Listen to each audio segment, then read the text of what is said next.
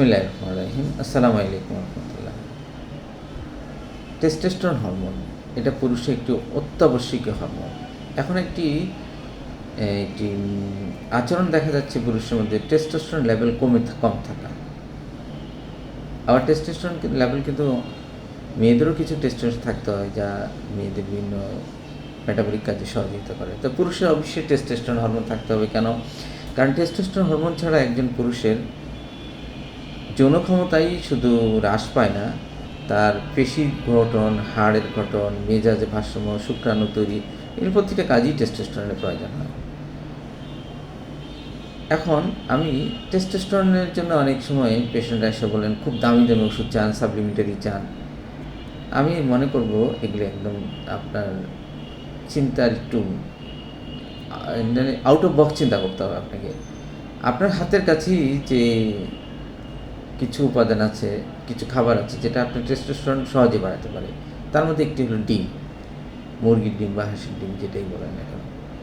এটা কী করে আপনার টেস্টোস্টেরন লেভেল বাড়াবে, আমি জাস্ট কয়েকটা পয়েন্ট আলোচনা করবো। এটা গবেষণা দেখা গেছে যে ডিমের মধ্যে প্রচুর পরিমাণে কোলেস্টেরল থাকে। এই কোলেস্টেরল হলো টেস্টোস্টেরন তৈরির কাঁচামাল। আবার ডিমের কোষে যে কোলেস্টেরল থাকে সেটা দিয়ে আরও টেস্টোস্টেরন ছাড়া আরও অনেক হরমোন তৈরি হয়। সুতরাং এটা একটা এসেনশিয়াল। ডিম খেলে আপনি কিন্তু টেস্টোস্টেরন লেভেল বাড়তে পারে এবং আরও অন্য হরমোনের মেটাবলিক বা কাঁচামাল হিসেবে ডিমের কোলেস্টেরল ব্যবহৃত হতে পারে।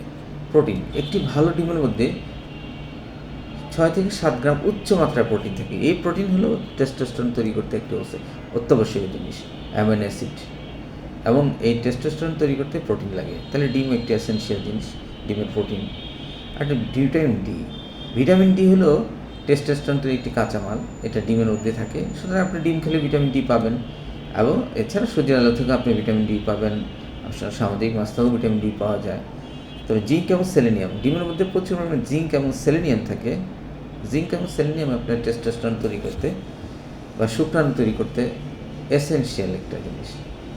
তো ডিয়ার অডিয়েন্স, আমি যে কয়েকটা পয়েন্ট বললাম, আসলে ডিম খেলে আপনার টেস্টোস্টেরন লেভেল নর্মাল থাকবে, আপনার মেজাজ ভালো থাকবে, ঘুম ভালো হবে, আপনার হরমোন বেন্ডিং হবে, ব্রেইন উৎকর্ষ সাধন হবে। যে ডিম একটি আদর্শ খাবারও।